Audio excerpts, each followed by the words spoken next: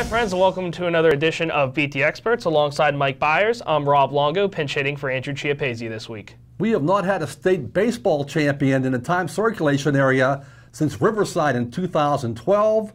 We have not had a state softball champ locally since Ambridge in 2005. Might that change this year?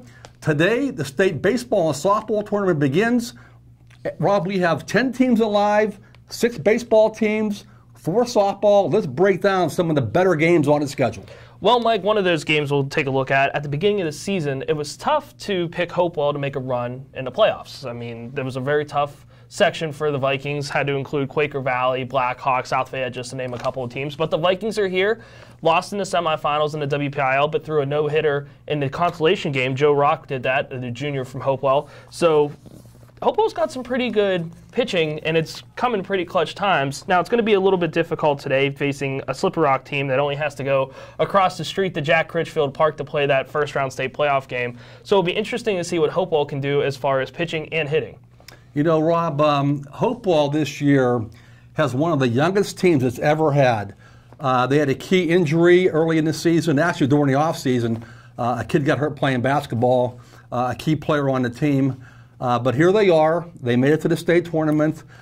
This should be a very interesting baseball game because Slippery Rock is 20-2. They have a great pitcher in Gunnar Becker, who's 8-0. So I would imagine we're going to see Becker versus Joe Rock today.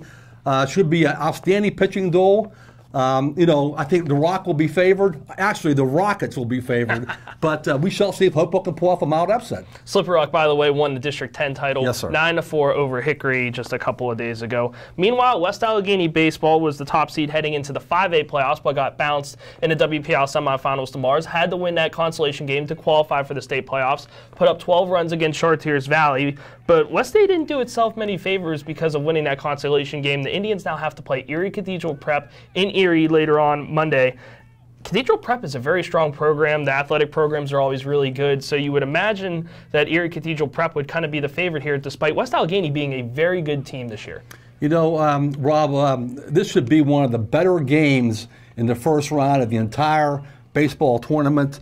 Cathedral Prep is 18-3. They have an outstanding pitcher in Chris Smith, who was 8-0. It'll be a tough challenge for West Allegheny to go that far and win on enemy turf, but I really think West Allegheny will come back today with a mild upset over Cathedral Prep. Definitely a long bus ride. There's going to be another long bus ride on the softball side of things when Southside heads to Penn State University. That's going to be the main campus later on Monday against Conemaugh Valley. Southside was shut out in the WPIAA 2A title game against Fraser, only scratched across 4 runs. The offense didn't do itself much favors. McKenna Smith pitched fairly well in the pitching circle, gave up those 2 runs, but there were a couple errors that put some runners on base for Fraser. The Commodores just was able to get timely hitting, Southside not so much. So Conemaugh Valley is the District 6 champ.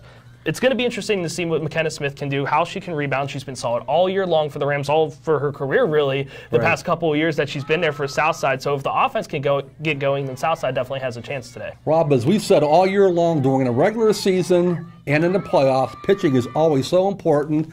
That'll be the case again with Southside. They have a great pitcher, McKenna Smith. But Conemaugh Valley, they're undefeated at 18-0, and their pitcher, Melanie Lint, their ace pitcher, is 16-0. Only one time this year has Conemaugh Valley allowed a team more than 2 runs in a game. Wow. So Southside has that long trip to Penn State. They're playing a team that's undefeated. They're going to face a pitcher who's undefeated. Tough test, but we shall see what happens at Penn State. No slouches at this time during the postseason, I should say, in the PIAA playoffs. So that does it for this edition of Beat the Experts. You can check out timesonline.com all week long for anything you might have missed. And make sure you join us at noon Thursday for the latest edition of Game On the Record. So for Mike Bires, I'm Rob Longo signing off. We'll see you Thursday.